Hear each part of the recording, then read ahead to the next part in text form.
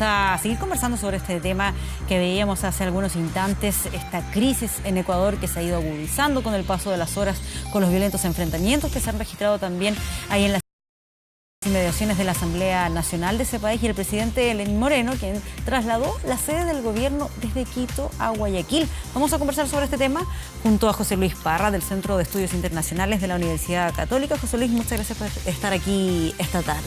No, muchas gracias a ustedes, Patricia y Andrés, por la invitación. Sí, ¿cuál es el análisis que se hace sobre lo que está ocurriendo?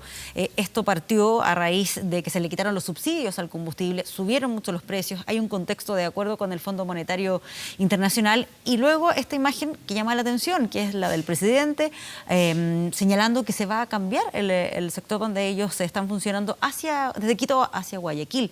¿Cómo interpretar todo lo que está ocurriendo ahí en Ecuador? Mira, muy lamentable lo que está pasando en nuestro vecindario, en Latinoamérica, desgraciadamente, y Ecuador se suma, digamos, a esta crisis. Yo creo que lo que estamos viendo son, digamos, los síntomas, pero no estamos viendo las causas de dónde proviene esto, digamos. Esto se debe a un subsidio que tiene más de 45 años, en el caso del Ecuador, que se prestaba para muchas distorsiones dentro de la economía. Vemos que en el momento en que Ecuador tuvo dependencia del petróleo y altos precios, antes del año 2014, por supuesto que este tipo de subsidios funcionaba perfectamente. Del año 2014 al año 2019, la economía ecuatoriana ha crecido en promedio el 1%. Esto le significa al Estado más de 1.400 millones de dólares en subsidios. Y, por supuesto, lo que estamos haciendo acá, si lo vemos en economía de hogar, es que el país está gastando mucho más de lo que está produciendo. Un país eminentemente, perdón, José Luis, productor de petróleo. No estamos hablando de un país que no produce, como Chile, que prácticamente lo que consume el 100% lo importa. Así es, exactamente. Es un país donde la matriz productiva es muy poco desarrollada, un país que en el periodo de Correa se cerró, o sea, que tiene poco tratados comerciales, etcétera, con una productividad baja, donde también ha tenido un crecimiento de el empleo del aparato estatal, donde tiene un costo de 6.500 millones de dólares. Ahí es parte también de las medidas, porque no solamente las medidas tienen que ver con el combustible, tienen que ver con el aparataje estatal, reducir, incluso bajar las vacaciones, los beneficios, la cantidad de trabajadores. O sea, esto involucra un abanico bastante más generoso. Quizás lo de los combustibles es lo más llamativo. Es correcto, ese es digamos, la llama que está encendiendo, pero yo creo que hay otras medidas que está proponiendo el presidente Lenín Moreno que son posiblemente mucho más complejas y pueden afectar mucho más, pero por supuesto que el tema del combustible es algo que se ve en el día a día, en un país donde, por supuesto, el tema de los automóviles y el tema del transporte público va a subir, pero si uno lo ve en el contexto internacional, estamos hablando de que ellos tienen un precio del 0,49% por litro y se está yendo a 0,63. Si nosotros lo llevamos a pesos chilenos, estamos hablando de 454 pesos, el costo del litro en la nueva ley, en el nuevo decreto 338, versus todo el contexto de América Latina. Nosotros tenemos 1,50, Uruguay, que es el más costoso, está en 1,49 de dólar, y todos los países de Centroamérica, economías todavía mucho más chicas. Pero esos es entonces los valores, lo digo porque algunos medios publicaban que era cerca de $1 lo que estaba en la actualidad y que subía a poco más de 2. 1,29, pero allá en el galón. En Ecuador. Como 3 litros más o menos, ¿no? Exactamente, 3, y algo de litros. Perfecto. Pero si lo llevamos a valor. Entonces la comparación tal como es acá en Chile, exactamente. Es importante hacer la diferencia. Entonces yo estoy haciendo la comparación a nivel de lo que nosotros manejamos en el contexto de Chile, que es por litro, ¿verdad? Y si tú ves en el caso de Colombia está 0,71, entonces estamos hablando de 454 pesos versus lo que nosotros pagamos hoy, porque además estamos hablando de premium, que es alrededor de los $900, 859 si lo llevamos al valor del dólar hoy. José Luis, ¿cómo hacemos el contexto histórico? Recién lo conversábamos con Carolina Mella, periodista que nos entregaba el despacho desde Quito, Ecuador. Un país que está, entre comillas, digo, antes de Rafael Correa estaba acostumbrado a situaciones convulsas. Sucedió en la época cuando hubo este levantamiento contra Lucio Gutiérrez, hubo varios presidentes consecutivos por allá hace 12, 14 años. También lo que sucedió con Abdalá Bucaram en los años 90. ¿Qué pasa en Ecuador, un país que está constantemente expuesto a este tipo de situaciones? No, yo diría que hoy es un país en donde étnicamente, primero es un país que la topografía hace que tenga regiones muy distintas, con distinto nivel de desarrollo, en donde la población indígena tiene una fuerza muy, muy fuerte. De hecho, uno de los dirigentes fue de los que participó en la caída de los gobiernos anteriores. Y yo creo que acá lo que ha pasado es que en los últimos años ha habido un debilitamiento del aparataje institucional, el tema de la corrupción ha crecido y por supuesto que lo que la población de alguna manera recibe es que no están siendo satisfechas sus necesidades, ¿no es cierto? Con niveles de salarios bajos, un tema de problemas en las pensiones, el tema de la dolarización de la economía a partir del año 2000 también ha sido algo muy complejo.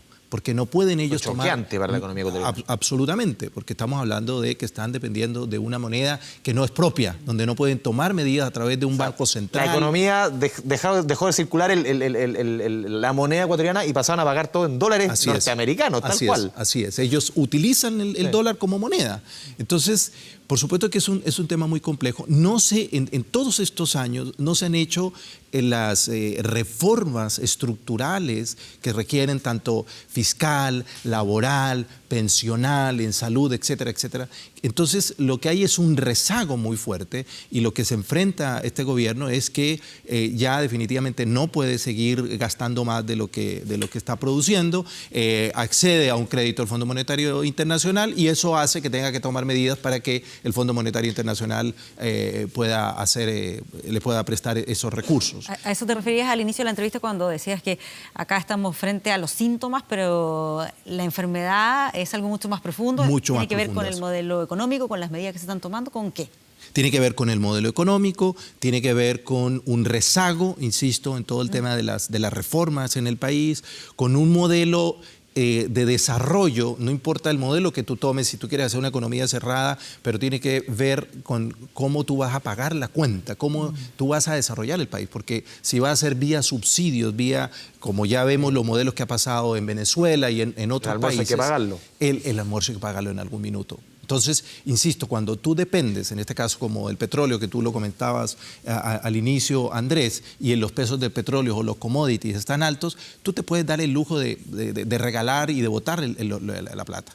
Pero no hay un trabajo y en esos minutos, cuando tú tienes esas bonanzas económicas, es cuando tienes que aprovechar para hacer las reformas estructurales. Y desgraciadamente se toman estas medidas en un momento a la baja. Ahora, posiblemente, volvemos a lo que pasó en Argentina recientemente, a veces esa medicina es muy abrupta. O sea, no hay aquí una gradualidad en la toma de cada una de estas medidas y eso es lo que hace que la gente explote, ¿no? ¿Y eso es lo que puede estar ocurriendo en Ecuador? Yo creo que eso es un tema de lo que está ocurriendo en Ecuador. Que no Yo sea creo suficientemente gradual. No hay una gradualidad en las medidas que se están tomando. José Luis, a ver, para que hagamos un poquito también, hemos conversado harto de los números, de la economía, de cómo estos subsidios que se están eliminando están afectando y obviamente están provocando este levantamiento. Hagamos también un mapeo político, porque estamos hablando de una figura como Lenín Moreno, que hoy día su principal enemigo y acusa prácticamente de estarlo boicoteando un golpe de Estado a Rafael Correa, y él fue el delfín de Rafael Correa. O sea, era el sucesor de la modelo de esta prácticamente autocracia que había en Ecuador, con una figura, un gobierno que se sostenía en la figura de Rafael Correa, perdón. ¿Qué pasa en el intertanto? ¿Por qué se transforman de un minuto a otro en los peores enemigos?